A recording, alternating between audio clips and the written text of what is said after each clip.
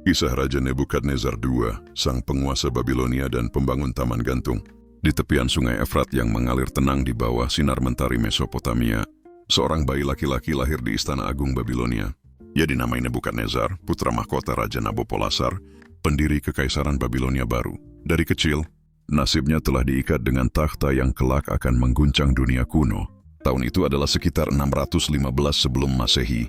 Ketika kejayaan dan peperangan berdampingan di bawah langit gurun yang merah keemasan. Masa kecil di bayang kemegahan Babilonia, Nebukadnezar tumbuh di antara tembok raksasa bata merah dan menara-menara zigurat yang menjulang ke langit. Dari jendela istana ia dapat melihat arus sungai Efrat yang menghidupi ladang-ladang dan taman-taman di sekitarnya.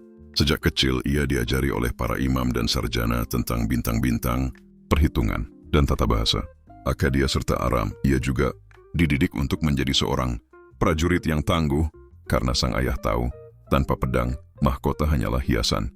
Di usia belasan tahun, Nebukadnezar telah mengikuti ayahnya dalam ekspedisi melawan bangsa Asyur yang pernah menguasai Babilonia. Ia menyaksikan sendiri kehancuran kota Nineve, simbol keruntuhan imperium lama. Dari abu itu, ayahnya mendirikan kembali kejayaan Babilonia. Nebukadnezar menyimpan semua itu di dalam hati, bahwa dari kehancuran, kemegahan dapat lahir kembali. Pangeran yang menjadi penakluk. Ketika ayahnya wafat sekitar 605 tahun sebelum Masehi, Nebukadnezar naik takhta sebagai Raja Babilonia baru. Usianya masih muda, namun darah penakluk mengalir deras di nadinya. Ia segera memimpin pasukan besar menaklukkan kerajaan-kerajaan di barat. Ia menundukkan Suriah, Fenisia, dan bahkan Yerusalem. Dikisahkan dalam banyak prasasti dan catatan kuno, Nebukadnezar menaklukkan kota Yerusalem 2 kali. Pada penaklukan kedua, ia membawa banyak tawanan, termasuk kaum Yahudi, ke Babilonia. Peristiwa ini kelak dikenal sebagai pembuangan Babilonia, dan disinilah bangsa Israel menulis sebagian kisah mereka di tanah asing. Nebukadnezar, bagi sebagian orang, adalah tiran yang menaklukkan mereka.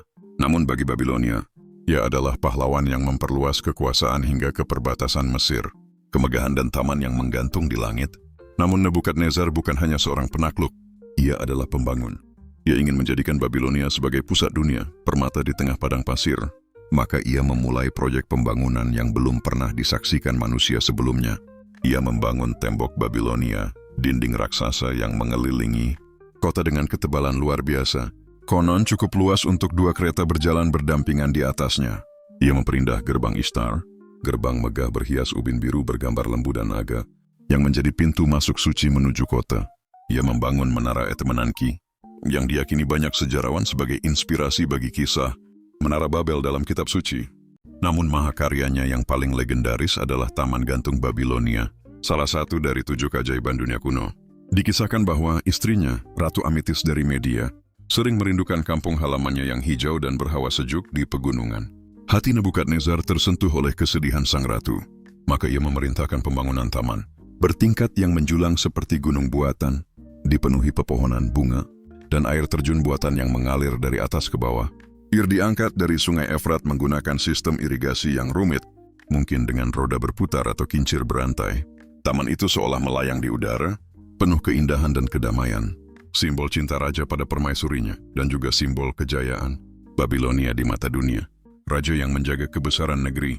Di bawah pemerintahannya, Babilonia mencapai puncak kemakmuran. Ia membangun kuil-kuil megah bagi Dewa Marduk, memperluas kanal irigasi yang membuat tanah subur kembali, dan memperkuat tembok kota hingga tak terkalahkan. Ia menegakkan hukum dan menjaga ketertiban dengan tangan besi, namun juga menghormati para ilmuwan dan imam yang menulis tentang bintang dan waktu. Nebukadnezar juga dikenal sebagai raja yang religius.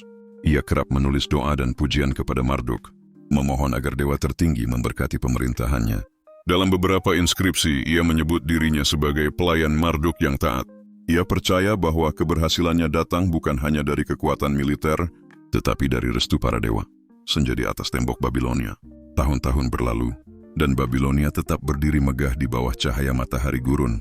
Ketika Nebukadnezar mulai menua, ia sering berjalan di taman-taman yang ia bangun, memandangi air yang jatuh lembut di antara dedaunan. Ia tahu segala kemegahan dunia hanyalah sementara. Namun ia juga tahu, apa yang ia tinggalkan akan hidup jauh lebih lama dari dirinya. Di sekitar tahun 562 sebelum Masehi, sang raja wafat setelah memerintah selama lebih dari 40 tahun. Babilonia berkabung. Rakyat menyalakan dupa dan menyanyikan doa bagi raja besar mereka. Tubuhnya dimakamkan di Istana Megah, di jantung kota yang ia bangun sendiri, warisan Sang Raja Agung. Berabad-abad kemudian, bahkan setelah Babilonia jatuh dan pasir menelan tembok-temboknya, nama Nebukadnezar masih bergema. Ia dikenang sebagai raja yang membangun salah satu kota terindah di dunia kuno. Sebagai penguasa yang memadukan pedang penakluk dan pena arsitek, kekuasaan dan kasih, kebesaran dan kemanusiaan. Dan di antara mitos serta sejarah, taman gantungnya masih hidup dalam imajinasi manusia. Sebuah bukti bahwa cinta dan kejayaan dapat melahirkan keindahan yang tak lekang oleh waktu. Raja Nebukadnezar II dari Babilonia adalah salah satu penguasa paling terkenal dalam sejarah dunia kuno. Ia tidak hanya dikenal sebagai penakluk besar, tetapi juga pembangun megah dan pemimpin yang membawa Babilonia ke masa keemasannya. Berikut ini hal-hal penting yang dibuat dan dilakukan Nebukadnezar II semasa hidupnya, dijelaskan secara lengkap dan rinci. 1. Membangun kembali kota Babilonia menjadi kota terindah di dunia. Nebukadnezar menjadikan Babilonia pusat dunia kuno dengan proyek pembangunan yang luar biasa. Ia memperluas, memperkuat, dan memperindah kota sehingga dijuluki keajaiban dunia timur. Ia membangun tembok kota, ganda setebal beberapa meter dan sepanjang puluhan kilometer untuk melindungi Babilonia. Di atas tembok itu, 2 kereta kuda bisa berjalan berdampingan. Bukti betapa luas dan kuatnya pertahanan kota. Ia juga memperindah jalan utama, jalan prosesional yang membentang menuju kuil utama. Dinding jalan itu dihiasi gambar singa dan naga dari ubin berwarna biru mengilap. 2. Mendirikan gerbang Ishtar. Salah satu pencapaiannya yang paling terkenal adalah gerbang Ishtar, pintu masuk besar menuju kota Babilonia. Gerbang itu dibuat dari batu bata berlapis kaca biru dengan gambar lembu, singa, dan naga yang melambangkan dewa-dewa Babilonia. Di atas gerbang terukir tulisan yang menyebut Nebukadnezar sebagai raja yang dicintai Marduk. Kini, bagian gerbang itu direkonstruksi dan disimpan di Museum Pergamon di Berlin, menjadi saksi abadi kebesaran arsitektur Babilonia. 3. Membangun Taman Gantung Babilonia. Legenda paling terkenal dari masa pemerintahannya adalah Taman Gantung Babilonia, salah satu dari 7 keajaiban dunia kuno. Taman ini dibuat untuk istrinya, Ratu Amitis dari Media, yang merindukan pegunungan hijau kampung halamannya. Ia membangun taman bertingkat tinggi, seperti gunung buatan dengan pohon bunga, dan air terjun yang mengalir dari atas ke bawah. Airnya dialirkan dari Sungai Efrat menggunakan sistem irigasi.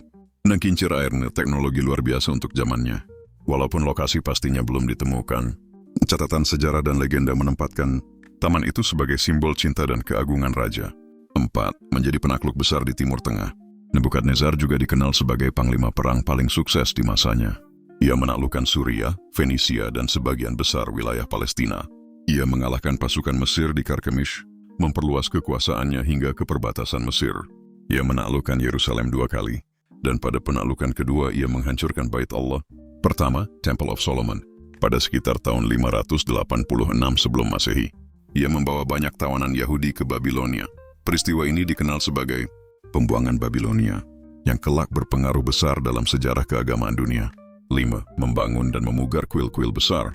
Nebukadnezar dikenal sangat religius dan menghormati dewa-dewa Babilonia, terutama Marduk, dewa pelindung kota.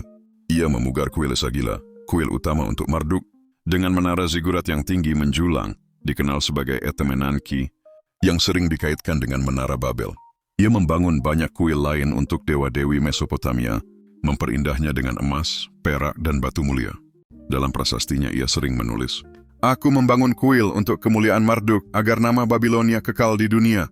Ensing mengembangkan sistem irigasi dan pertanian. Nebukadnezar memahami pentingnya pertanian untuk stabilitas kekaisaran.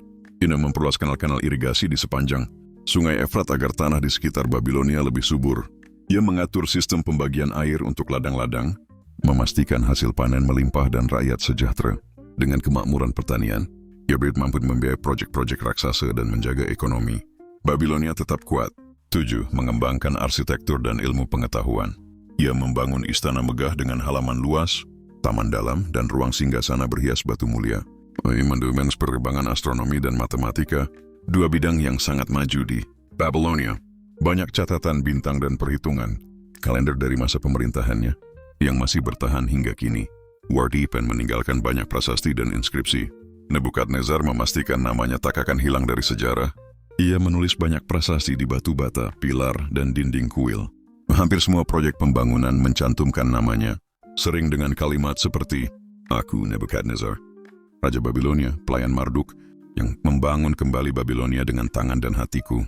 9. Memerintah dengan tangan kuat dan disiplin tinggi. Ia dikenal sebagai raja yang keras, tegas, dan berdisiplin tinggi. Ia menegakkan hukum dan ketertiban dengan ketat agar Babilonia tetap makmur dan stabil. Namun ia juga dikenal adil terhadap rakyatnya selama mereka mematuhi peraturan dan menghormati para dewa. 10. Wafat dengan warisan abadi. Nebukadnezar memerintah selama lebih dari 40 tahun, dari tahun 605 hingga 562 sebelum Masehi. Ia wafat di Babilonia dan dimakamkan di istana kerajaan. Setelah kematiannya, Babilonia tetap menjadi pusat budaya, ilmu pengetahuan, dan perdagangan selama beberapa dekade sebelum akhirnya ditaklukkan oleh Persia. Di warisan besar yang ia tinggalkan, kota Babilonia menjadi simbol kejayaan peradaban manusia. Taman gantung tetap dikenang sebagai lambang cinta dan kemegahan. Kuil dan gerbang yang ia bangun masih menginspirasi arsitektur hingga zaman modern. Namanya disebut dalam kitab-kitab kuno, prasasti, bahkan cerita agama, menjadikannya raja yang abadi dalam sejarah dunia.